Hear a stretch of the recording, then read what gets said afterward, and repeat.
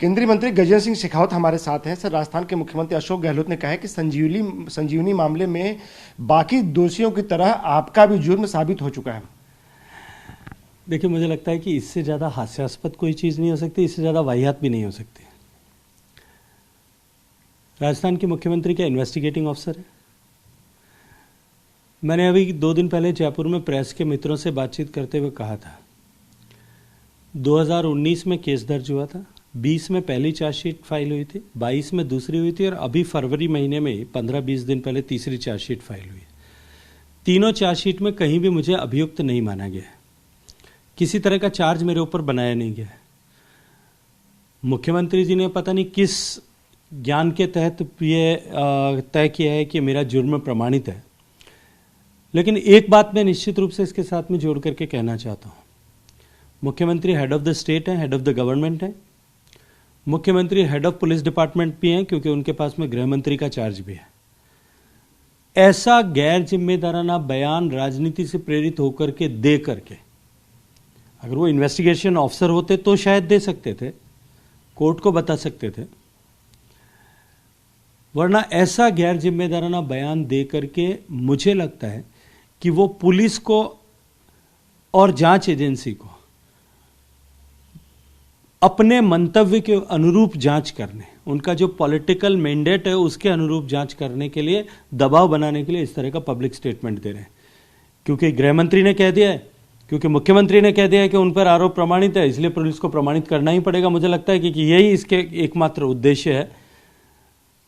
इसके अतिरिक्त पिछले 3.5 साल की जांच में और 3 चार्जशीट तक तो कहीं भी मुझे दोषी किसी भी तरह से जांच एजेंसी ने अपनी चार्जशीट में नहीं माना था। सवाल ये फिर अभी मामला ये क्यों उठाया जा रहा है और मुख्यमंत्री फिर ऐसा बयान क्यों दे रहे हैं? अभी चुनाव साल भर के से कम बचा है, 200-250 दिन बाद में चुनाव है और जिस तरह का खतरा उनको चुनाव में भारतीय जनता पार्टी के प्रचंड वेग से आने का दिखाई दे रहा है, अभी तो देखते जाइए। इसके शायद आगे बढ़ करके भी वो कई तरह के षड्यंत्र, कई तरह के कुचक्र, कई तरह के प्रयास जो हैं करेंगे, क्योंकि अब तक केवल जबानी उपाधियां दे रहे थे, नकारा, निकम्मा, अयोग्य, उसके बाद में अभियुक्त। अब उन सबको शायद मुझे लगता है साबित करने के लिए कुछ कृत्य भी उनको करने पड़ेंगे। सर, वो ये भी कह रहे हैं कि अगर गजेंद्र सिंह शेखावत निर्दोष हैं तो जो बाकी लोग हैं, निवेशक हैं, उनका पैसा दिलाने के लिए सामने क्यों नहीं आते हैं, पहल क्यों नहीं करते? देखिए, मैं एक बात पूछना चाहता हूं, वो क्रेडिट कोऑपरेटिव सोसाइटी ने गलत किया, निवेशकों के साथ अन्याय हुआ। केवल एकमात्र क्रेडिट कोऑपरेटिव सोसाइटी नहीं है, राजस्थान में आदर्श क्रेडिट कोऑपरेटिव सोसाइटी शायद इससे 10 गुना बड़ा केस होगा, इससे 4-5 गुना ज्यादा इन्वेस्टर्स होंगे। जैसा मैंने अखबारों में पढ़ा है, 10-12 हजार करोड़ रुपए का जो है घोटाला उसमें हुआ है। नवजीवन क्रेडिट कोऑपरेटिव सोसाइटी और इसके जैसी अनेक हैं। उन क्रेडिट कोऑपरेटिव सोसाइटीज का पैसा, उनके निवेशकों का पैसा, हार्ड अर्न्ड मनी, गरीबों का पैसा निश्चित रूप से मिलना चाहिए। लेकिन मुख्यमंत्री केवल एक ही क्रेडिट कोऑपरेटिव सोसाइटी के उन गिने चुने 40 लोगों से जो एक ही जगह से आते हैं, मैं कॉमा में कह रहा हूं, एक ही जगह से आते हैं, कांग्रेस के पदाधिकारियों द्वारा घेर घार करके लाए जाते हैं, उनसे ही क्यों मिलते हैं? बाकी क्रेडिट कोऑपरेटिव सोसाइटी के जो है निवेशक, उनसे क्यों नहीं मिलते? उनके बारे में उनको क्यों चिंता नहीं होती? और जो मुख्यमंत्री जी ने जैसा कहा है, मुझे पता नहीं है कि वो 900 करोड़ या 1100 करोड़ का जो भी घोटाला है, उस घोटाले में उस कंपनी के जो पूर्व निदेशक होंगे या कंपनी से जुड़े हुए लोगों को, जो मैंने 2019 में अपना भूखंड जो है, जिसका 1/3 हिस्सा मेरे पास में था, जिसको सेल किया, और जिस सेल के प्रतिफल राशि के रूप में मात्र 10 करोड़ रुपए का भुगतान प्राप्त किया, जिसका 1/3 हिस्सा मेरे पास में आया होगा, वो 3 करोड़ रुपया की सिर्फ चर्चा करते हैं कि अभियुक्त हैं। बाकी 1100 करोड़ रुपए में से 1097 करोड़ रुपए वाले जितने लोग हैं, जो उसके इन्वेस्टर्स हैं, उन्होंने केवल शायद एक ही तो प्रॉपर्टी नहीं खरीदी होगी। 11,000 करोड़ रुपए, 12,000 करोड़ रुपए के घोटाले वाले आदर्श क्रेडिट कोऑपरेटिव सोसाइटी के निदेशकों ने, उसके प्रोमोटर्स ने घोटाला करके क्या क्या प्रॉपर्टीज खरीदी थी, कभी मुख्यमंत्री ने उसकी चर्चा की है क्या? संजीवनी क्रेडिट कोऑपरेटिव सोसाइटी के 1,000 करोड़ रुपए के निवेशकों के पैसे के साइफन ऑफ का क्या क्या उपयोग किया था, कभी किसी ने उसकी चर्चा सुनी है क्या? और इसके अलावा किसी दूसरी क्रेडिट कोऑपरेटिव सोसाइटी के निवेशकों की भी चर्चा किसी ने सुनी है क्या?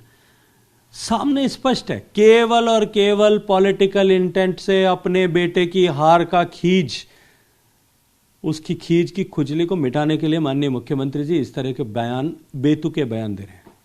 सर एक बात और है, आपको जो सुरक्षा जो है जिसको जेड कैटेगरी की गई है उसको लेकर भी उनको आपत्ति है, उनका कहना है कि सुरक्षा की क्या जरूरत थी और ऐसी सुरक्षा की जरूरत है तो उनको बताते हैं। मैं एक प्रश्न पूछता हूं आपसे, मुझे तो सुरक्षा दी गई थी क्योंकि मुझे पंजाब में जब मैं काम कर रहा था तब मुझे पंजाब, हरियाणा, दिल्ली इन सब जगह पे मेरी सुरक्षा बढ़ाई गई थी। शायद होम मिनिस्ट्री के पास में कुछ इनपुट होगा, उन्होंने उसको एक्सटेंड किया। मैं एक बात पूछना चाहता हूं, जिसको कोर्ट ने अभियुक्त माना है और जिसको अभियुक्त मान करके नोटिस इश्यू किया है, उस विधायक को जेड कैटेगरी की सुरक्षा उन्होंने क्या चलते हुए दी है, पहले उनका इस पर जवाब देना चाहिए।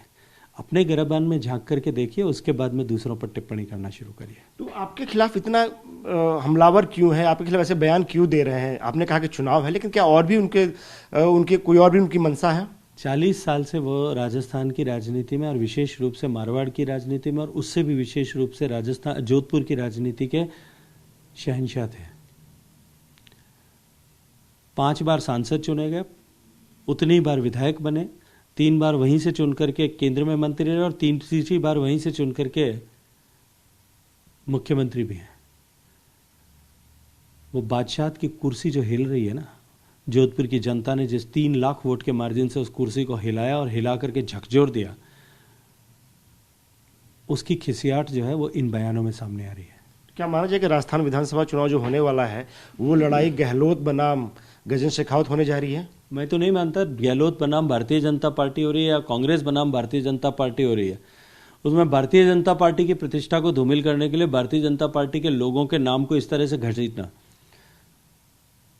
दिल्ली का जब चुनाव होता है तब उनके आका, उनके आला कमान अशोक गहलोत साहब रफाइल को लेकर के झूठे प्रतिरोप इसी तरह के लगाते हैं। नरेंद्र मोदी जी के उज्जवल चरित्र पर कीचड़ उछालने का प्रयास करते हैं। सीएजी द्वारा जांच की रिपोर्ट आ जाने के बाद में भी मानने को तैयार नहीं होते, फिर कोर्ट का झापड़ पड़ने के बाद में हाथ जोड़ करके माफी मांगते हुए दिखाई देते हैं।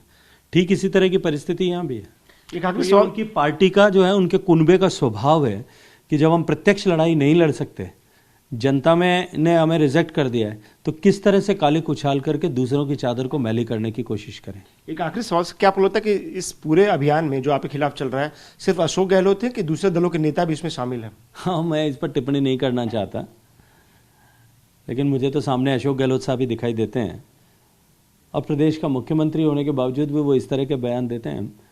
मुझे तो लगता है कि राजस्थान का दुर्भाग्य है कि इस तरह की छोटी मानसिकता का व्यक्ति राजस्थान का तीसरी बार मुख्यमंत्री है। आपको कोई डर नहीं है? मुझे किस बात का डर है? मैंने कोई गलत काम नहीं किया। मुझे देश की न्यायपालिका पर पूरा पूरा पूरा भरोसा है और मैंने प्रेस कॉन्फ्रेंस में भी कहा था, कितने भी पाप के बादल आप चढ़ाने की कोशिश करो, लेकिन आखिर में सत्य के सूरज को आप छुपा नहीं सकोगे। शुक्रिया हमसे बात करने के लिए। हमसे रोहित के साथ आनंद प्रकाश पांडे, टीवी 9।